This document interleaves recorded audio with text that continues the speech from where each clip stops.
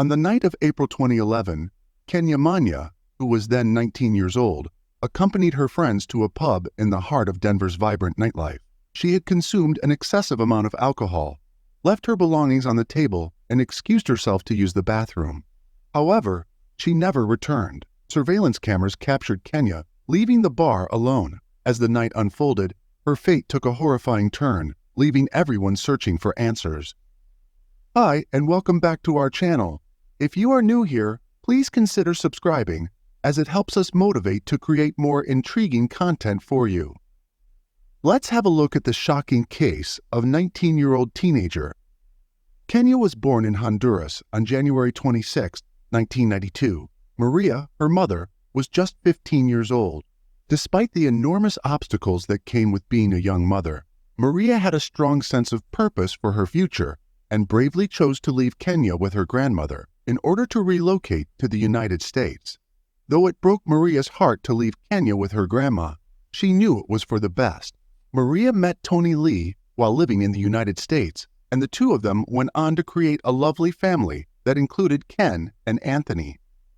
Kenya moved to the U.S. in 2004 to live with her mother and explore the country of opportunity. At first, she did not speak much English, but her perseverance helped her swiftly adjust. Tony became her devoted father, and her new family welcomed her with full arms. Kim, Kenya's half-sister, and Kenya grew close and became closest friends. Their relationship was endearing, and Kenya felt content with her existence. Kenya treasured every second she spent in the U.S. because she was from Honduras, a country with limited prospects. After achieving great success at Cherry Creek High School, she went on to a nearby Denver college to further her love of radio. After moving into her own apartment with her partner Louis Easton, Kenya's life was flourishing. Kenya had a brilliant mind, but she also had a kind heart. Everyone who knew her could tell that this intelligent young woman was going to succeed because of her kind and compassionate disposition, which attracted friends. However, none could have predicted that her life would soon take a fatal turn, shocking her friends and family. Kenya and her pals were not of legal drinking age, but they still wanted to check out the nightlife in downtown Denver, like every other adolescent.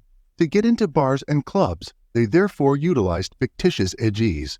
Tony and Maria, Kenya's parents, were unaware of this since they had always assumed their daughter was law-abiding and responsible. Teens, nevertheless, will always be teens. Kenya and her pals made the decision to go out and have some fun on the fateful night of March 31st, 2011, and let loose for a bit. They then proceeded to the 24K lounge. They could not wait to spend the evening together. Kenya had a great time drinking and dancing with her pals all evening. As the evening wore on, Kenya and her pals consumed alcoholic beverages. Kenya experienced the effects of alcohol earlier than the others because she was so young. Even with a small amount of alcohol, she became inebriated. She left her possessions with her companions and excused herself to the bathroom early the following morning. She requested that they keep an eye on her belongings while she was away, but as time went by, she never returned. Kenya had had too much to drink and was staggering after using the lavatory. When the club bouncers noticed this, they ejected her. Unfortunately, she had left her handbag and phone on the table inside. She was alone herself on the pavement at this point, unable to get in touch with her pals to get her possessions. Her pals panicked when she did not come back inside. They looked through the restroom in the club, but they could not find her. Kenya's companions surmised that she probably left the club with a buddy or acquaintance of theirs. They made the decision to store her possessions securely and to give them back the next day. They had no idea that all of her possessions, including her house keys, were within those bags. This new group, unlike her close friends, had no check-ins to guarantee everyone's safety or a pledge to never leave the club without one another. Kenya rarely kept her pals in the dark about her whereabouts. However, they did not feel compelled to look for her before leaving the club that evening because they were hanging out with a different group of pals. They were unaware, as the hours went by, that their seemingly innocuous choice would set off a chain of events that would shock and terrify them, as well as everyone who knew Kenya. On the following morning, April 1st, Kenya's boyfriend, Louis, began to worry that she had not returned home. She did not leave any messages or calls. It was strange because she usually updated him on her location. He could not figure out what had happened, and something did not feel right. Where might she be? A mystery was taking shape, and Lewis could not get rid of the uneasy feeling that something was not quite right. Lewis quickly contacted Kenya's sister Kim, asking if she had any information regarding her whereabouts as the morning sun began to rise. Kim sadly had no responses. Lewis encouraged her to speak with their parents and ask if they knew anything. Without any delay, Kim phoned her parents, Tony and Maria, who came home from work with a look of intense concern on their faces. They looked everywhere and contacted anybody they could think of who might be able to tell them where Kenya was. She had been with her other pals the previous evening, according to her close circle of friends. However, because they had not seen her at all during the afternoon, this just served to heighten the mystery. Worried friends of Kenya, who had spent the night with her, hurried over to the Manya Lee residence. Kim, Tony, and Maria barraged them with inquiries. Kenya's buddies acknowledged entering the nightclub with fictitious identification. They also disclosed that they had seen her shortly after midnight on their last visit.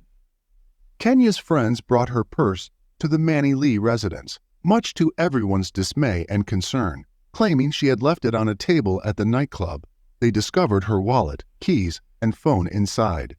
Kenya never left the house without her phone, so this realization was like a ton of bricks for her family. They had a gut feeling that something was very wrong. Although Tony was extremely concerned, he never gave up. He thoroughly examined Kenya's phone in the hopes of discovering even the slightest hint as to her whereabouts. Tony's heart raced with anticipation as he discovered an enigmatic text message from an unknown number that said, "Hey, this is Travis, the guy who gave you a ride last night. White creepy van, did you get home okay? Is this the breakthrough they have been waiting for to locate Kenya?" Desperate for answers, he dialed the number several times, but nobody picked up. Maria and Kim were so frustrated and alarmed that they made the decision to submit a missing persons report. The officer on the other end of the telephone lacked empathy. Tony persisted even after he advised them to hold off on submitting a report for 72 hours. Tony persisted in attempting to contact Travis. Eventually, Travis called on Saturday. He told Tony that he saw Kenya outside the club, talking to a homeless man while under the influence of alcohol. They could not find Kenya's car at the club, so Travis offered to drive her to her other car out of worry for her safety. Travis said he could drive her home. He said he knew the region well, and she gave him her address. Kenya abruptly requested cigarettes, so they made a stop at a shuttered gas station where she got to know Dan Hanian. Dan spoke to her in Spanish as they left together. At that point, Travis could no longer see her. Tony thought Travis's account peculiar and implausible. Still, he expressed gratitude to Travis for providing the details. Subsequently, Tony informed the authorities of the disturbing details he had discovered from Travis. They refused to file a missing persons report, claiming it was not lengthy enough, despite his urgings. Tony found their response to be frustrating. He gave Travis another call and asked pointed questions. Kenya's last known location was the Kanako petrol station, where Travis suggested a meeting. Tony agreed, determined to get the answers. He was desperate to find out what was going on and could not wait any longer. After hanging up, Tony reached for his 9mm pistol. Maria inquired as to his whereabouts out of concern. Tony added that since the police were not doing anything, he needed to meet Travis at the patrol station. Maria disliked the concept and was afraid. She begged him not to depart, thinking he might make a snap decision. Without saying anything further, Tony had no choice but to leave. Because she was so worried about her husband's safety, Maria called the police and let them know that Tony was carrying a prohibited firearm and where he was going. The police promised to deploy an officer to make sure things stayed under control because Colorado is an open carry state. Tony found the cop, Travis, and his acquaintance at the gas station already present. Travis gave Tony the same tale he had told Tony earlier, saying he was with Kenya and his friend, who, upon asking for a smoke, subsequently left with a man named Dan. Tony thought Travis seemed reliable, but there was something strange about the narrative. Kenya would not merely disappear in that manner. The policeman had the same suspicions and requested some solitude so that he could question Travis in more detail. Tony moved toward Travis's van as the policeman got more involved in the discussion. A strong smell of bleach overcame him, perplexed. After informing the officer of the odd smell, they both looked into the van. They could not help but notice the van's overpowering chemical stench, and the freshly installed carpet inside added to their suspicions. Travis consented to the police officer's request to examine the van. Though the front was a pile of trash and food wrappers, the back looked immaculate with brand new carpeting. Despite finding this odd, the officer had no grounds to detain him. Travis apologized to Tony and said he wished he had followed through on anything as they prepared to leave. When Tony thanked him and held out his hand to shake, Travis's hand shook wildly. Tony had a deep feeling that Travis was the last person to see Kenya alive at that precise time. On Monday, April 4th, the inquiry into Kenya's disappearance finally got underway. A full 72 hours after she vanished, police looked into Travis and found disturbing information regarding his past. He was charged when he was 17 years old for breaking into 16 residences and places of business and taking merchandise valued at more than $15,000. Inside his room, they discovered defaced women's underwear bearing the word M. Travis was sentenced to 9 years in jail after being found guilty of criminal burglary. However, things went wrong when he was placed in a military camp and later kicked out to go through probation. While he was still on probation, criminal harassment accusations surfaced in 1998. Knife-related probation violations in 1999 demonstrated his hazardous tendencies and landed him in community corrections. These disclosures created suspicions, and Travis became a figure of interest in Kenya's abduction. More troubling information emerged about Travis's troubled past. His act of hurling rocks at a woman who was running in 2004 resulted in an assault accusation and a jail sentence. He received a 3-year prison sentence for burglary, after he later acknowledged being a heroin addict and taking the mural from a dentist's office. Kenya was on probation for domestic abuse at the time of his disappearance. Investigators observed the progression of his criminal record from infractions to more serious offenses. According to Travis's ex-girlfriends, he became prideful in hurting other people and had changed during the sexual role-playing. His spiteful acts towards women and the fact that he took women's underwear also raised concerns. Travis's violence and carelessness formed a terrifying image, allowing investigators to piece together the dark truth behind Kenya's disappearance. Following Kenya's disappearance, her friends and relatives put up posters around the neighborhood and distributed flyers for missing persons in an effort to find her. The whole neighborhood was in disbelief at her disappearance. Lewis continued posting flyers everywhere, saying, "We had to do it. She is our friend." Many prayed and knelt down every day, begging, "Please bring Kenya home." Detectives received surveillance footage of Travis's movements from April 1st from Monica Poole, the proprietor of Debbie's Bakery and Cafe, on April 5. The following day, Travis was hauled to the Denver police station for an interview where he reiterated the same tale from the gas station meeting. She told the officers that Travis had rented a place there to create his gluten-free granola bars. He stated that on April 1st, he left for work with his girlfriend, Carrie Humphrey. When investigators looked further, they found that his phone records contradicted his alibi and that he was not in the vicinity of his girlfriend's house at the time. Investigators realized how serious the situation was and were beginning to give up on Kenya's survival. On April 8th, Lieutenant Matthew Murray of the Denver Police Department voiced deep concern, saying, "We have reason to believe that what took place is not good. We are very concerned. We are very concerned. We get lots of missing cases. No one thinks the girl ran away." Monica Poole, the proprietor of Debbie's Bakery, excitedly gave detectives vital information, Debbie's cake shop. She was astonished to see that the security cameras were off when she got to the store. After watching the video, she was able to see Travis by himself in the bakery at around 7:30 p.m. on April 1st.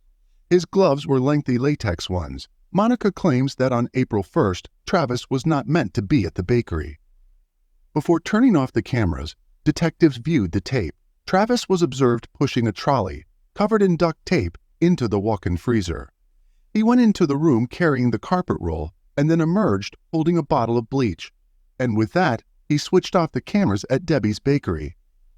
Investigators conversed with other company owners. There was a white van parked close by, and two men were burning a 55-gallon barrel, according to an eyewitness behind the bakery.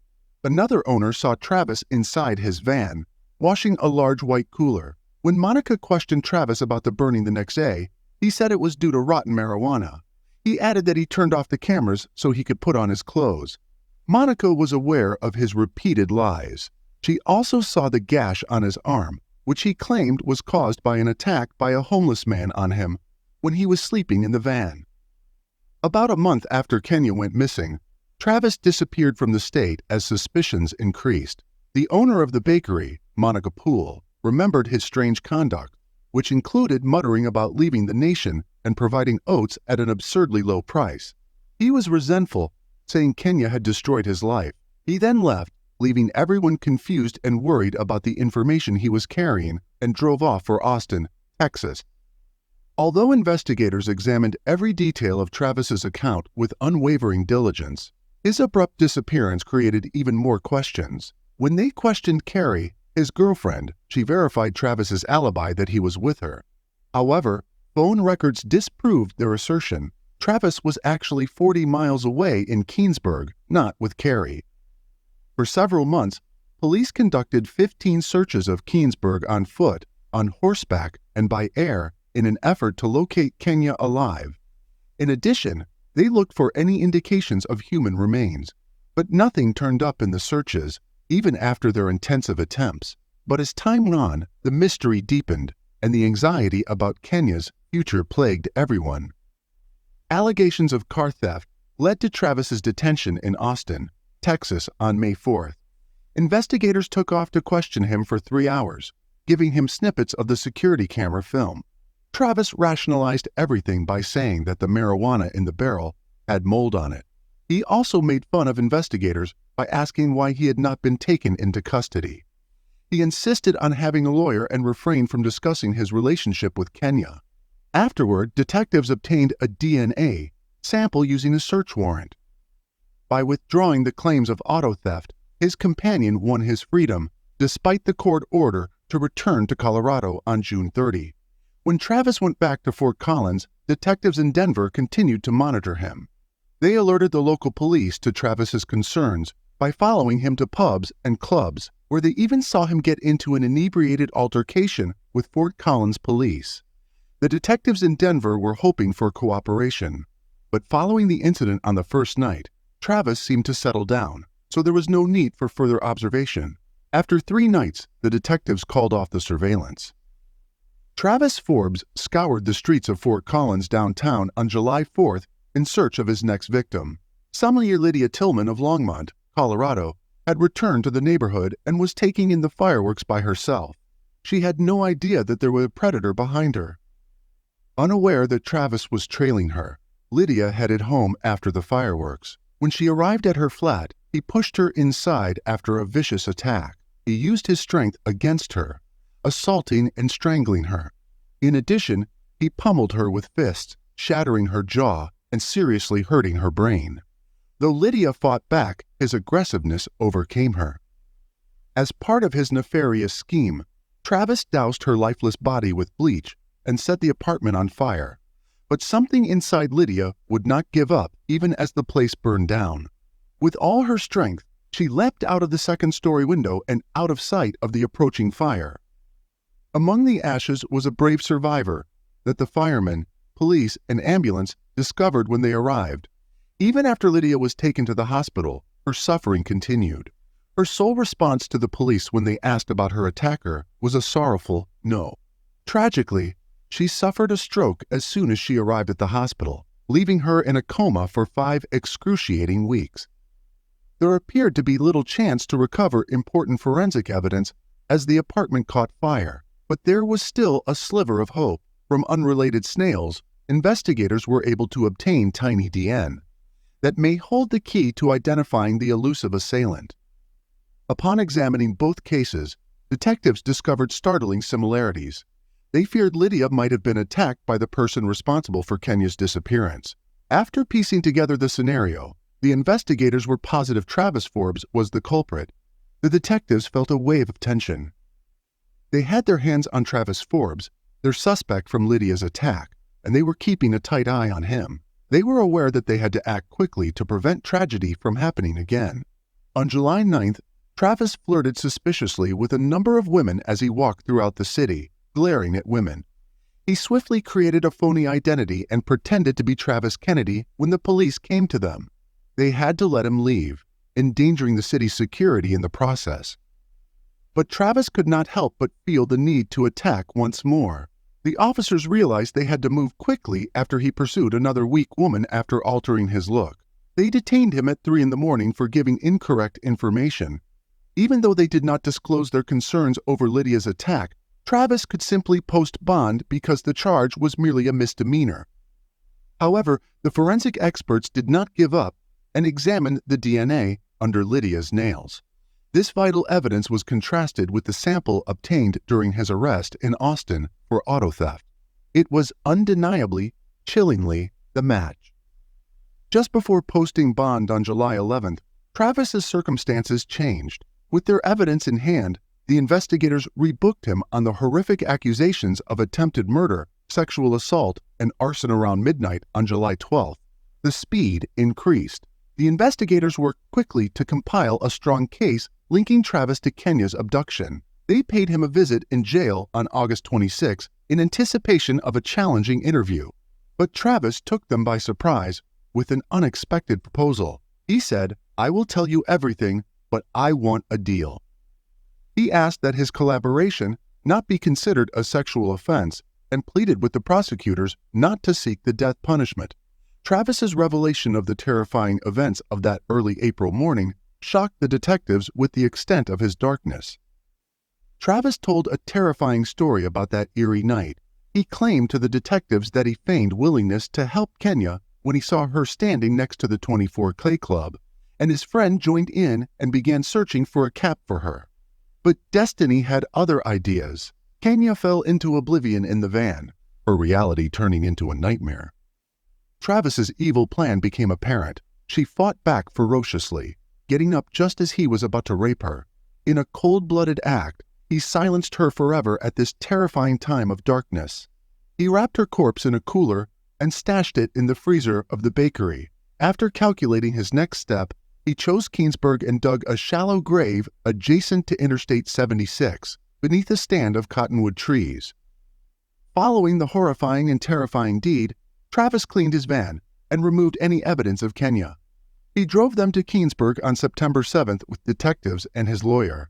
They discovered Kenya in a 4-foot-deep hole, her body wrapped in plastic in a tragic fetal posture. During his advisement hearing on September 26, 2011, Travis startled the court by entering a guilty plea to the first-degree murder of Kenya, considering that most offenders do not accept guilt at this point. This early plea was extremely exceptional.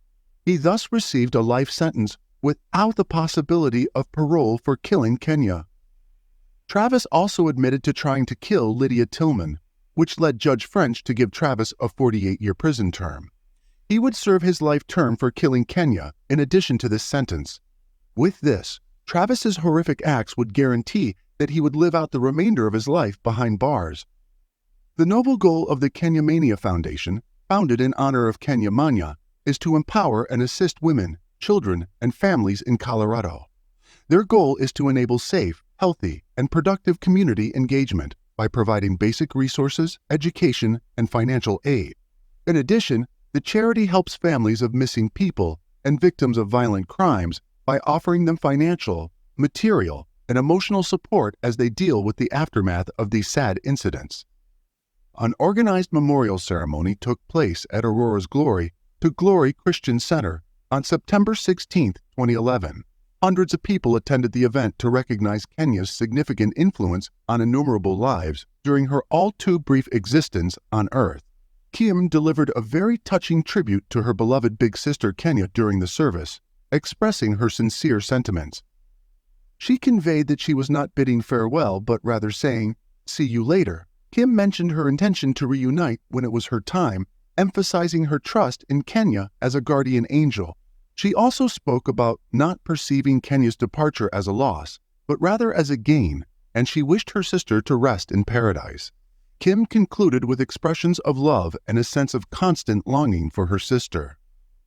Please remember to subscribe to the channel if you like this video, since it helps to make more content like this. Thanks for watching.